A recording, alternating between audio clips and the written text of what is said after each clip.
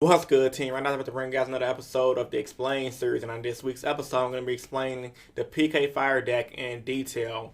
Now, a brief disclaimer before the video starts. This is going to be a new format for my Explain series, and I want you guys to let me know how you guys like the new format in the comment section down below. And it's pretty much going to be similar to a lot of the PowerPoint formats you see on YouTube and what PowerPoint formats I used to do in the past. The reason I'm doing this type of format is because, honestly, it's kind of hard to stand up here, talk to you guys about cards and effects, and I'm constantly fucking up and editing, and it takes like 5 to 6 hours sometimes to edit one video. And of course, if I have a deck live, I'll just explain it live. So this is the format is mainly going to be used for decks I don't have and decks that got cards that have long ass fucking effects. So with all that being said, without further ado, let's begin.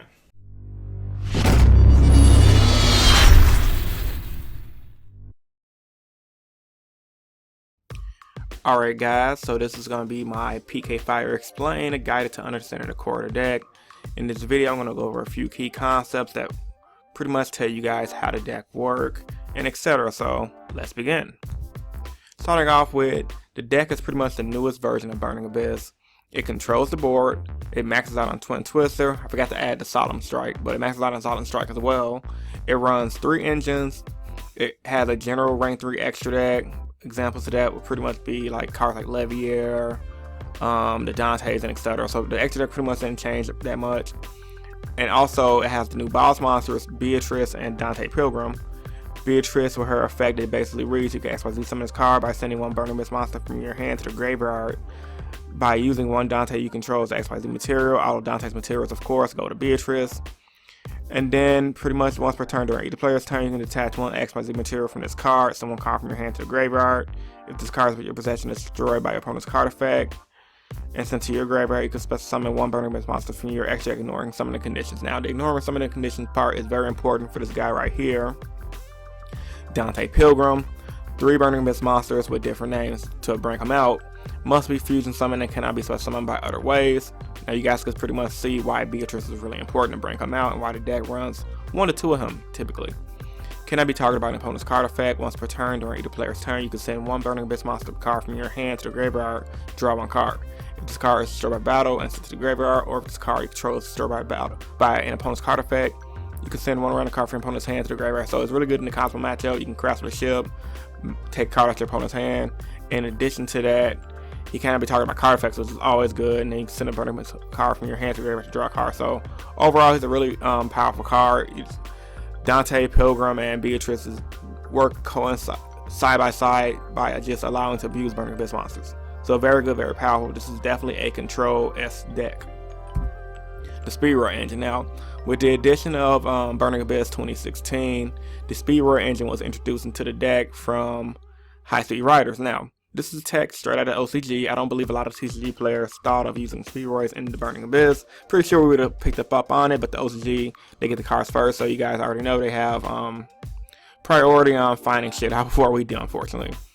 The deck mainly revolves around these 2 guys. They typically use 3 Terratops and 2 Takenberg. Terratop effect reads, if you control no monsters, you can special summon this card from your hand.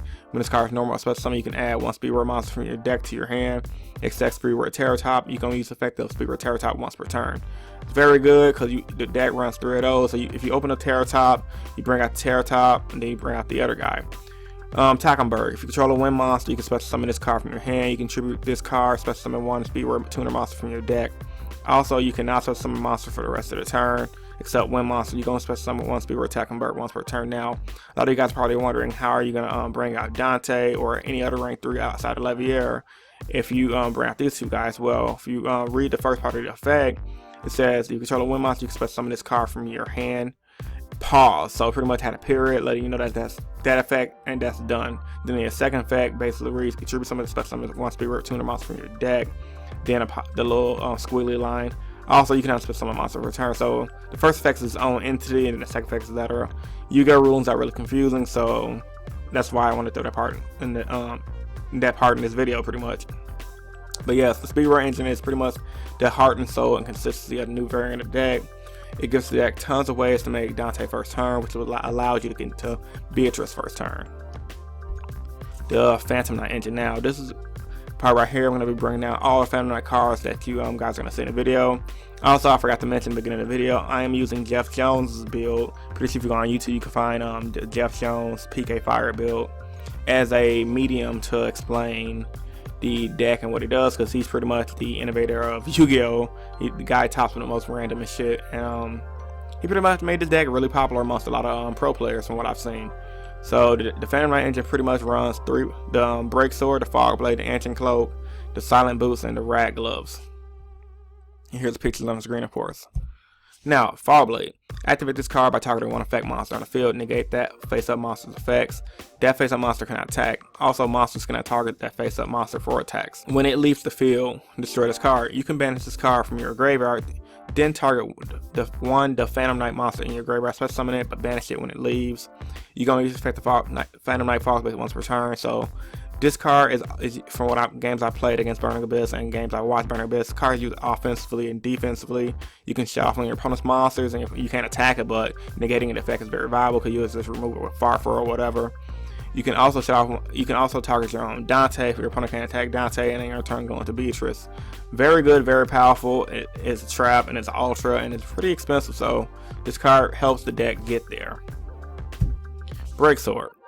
2 level 3 monsters to make it. Once per turn, you can attach one activate material from this card, then target one card you control, one card your opponent controls, destroy them.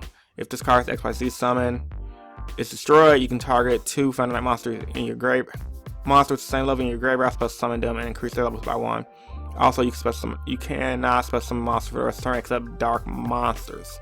Now, this card is mainly used the same way Diamond Dyer is used to get rid of cards like Roid, Kryn, etc.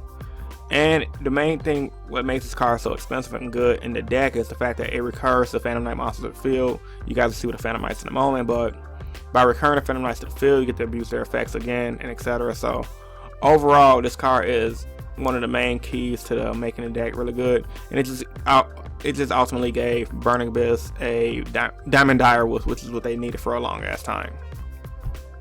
Ancient Cloak. If this card is in attack position, you can target one dark monster on the field, change this card to defense position, and if you do, that monster gains 800 second defense until the end of your opponent's turn. You can banish this card from your graveyard and add one Phantom Knights card from your deck to your hand, except the Phantom Knights of Ancient Cloak. You can only use each effect of the Phantom Knight Ancient Cloak once per turn. So his effect is pretty much gonna be mainly abusing this guy for his second effect, which is searching out the card. Because if you mill him with the Dante, you can banish him to search out one of the other Phantom Knight monsters in your deck that's not named Ancient Cloak, and so which is gonna add more cards to your hand to make Dantes and etc. And then boosting up a dark monster is not really that relevant. I haven't really seen a lot of players use it. They mainly just use this guy to search. Silent Boots. If you control the Phantom Knights monster, you can special summon this card from your hand. You can only special summon the Phantom Knights of Silent Boots once per turn this way. You can banish this card from your graveyard, add one Phantom Knight spell and try a card from your deck to your hand. You can only use this effect of Phantom Knight Silent Boots once per turn. So this guy is one of the creme de la creme. So if you control this guy or another Phantom Knight card, you can special summon him for your hand. You can go summon special, make Dante, mill more cards, gain more pluses, banish this guy out of the graveyard to search out your Fog Blade and start fucking shit up. So overall, Silent Boost is a key to the deck. I believe it's a foil, by the way, so the card is really good with adding consistency and plussing to your hand, which is why the deck is so fast. Rat Gloves. A dark XYZ monster that was summoned using this card on the field as an XYZ material against this effect. If it was XYZ summoned, it gains 1000 attack. You can banish this card from your graveyard, send one Phantom Knight card from your deck to the graveyard. You can only use each effect of Rat Gloves once per turn.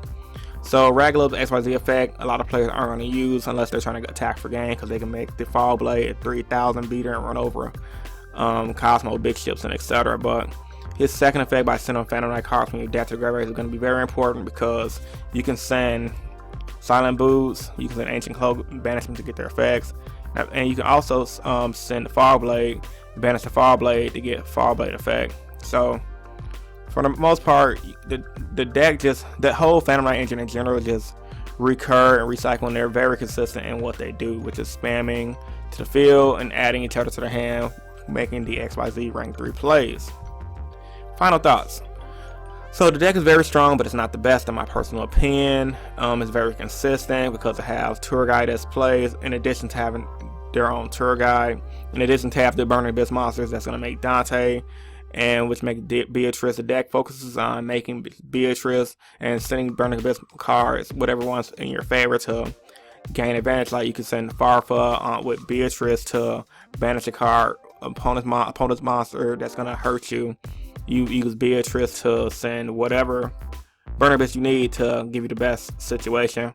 But ultimately, I feel this deck loses to Monarch, specifically the domain build. Now this deck can give XYZ Monarchs a run for their money. In addition, it can give Cosmos a run for their money because of cards like Beatrice and Pilgrim being a thing. So overall, Beatrice just gave Burning Abyss some new life into this current format.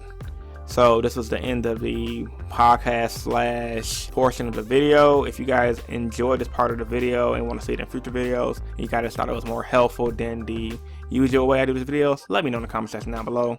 So I hope you guys enjoyed the video. If you did, give it a big thumbs up, show your support. As always, comment down in the comment section down below your guys' thought about this video at hand. And if you guys enjoyed the new format, hit that thumbs up and let me know in the comment section down below if you guys want me to continue this format for here on out. Upload 3 times a week. On Mondays, I do my Yu-Gi-Oh! Discussions. On Wednesdays, I do my Yu-Gi-Oh! Top 10s. And on Fridays, like now, I do my Explain series where I explain decks and archetypes in detail. I do these videos because I truly believe in helping you guys become better players. And also do these videos because I truly believe in you guys helping me become a better player. Chris from Team Innovation signing out. Peace, guys. Stay innovative. Deuces. And I have Black Wings. Now, Black Wings is a deck that I have a love-hate before because when I was playing rogue decks, Black Wings always gave me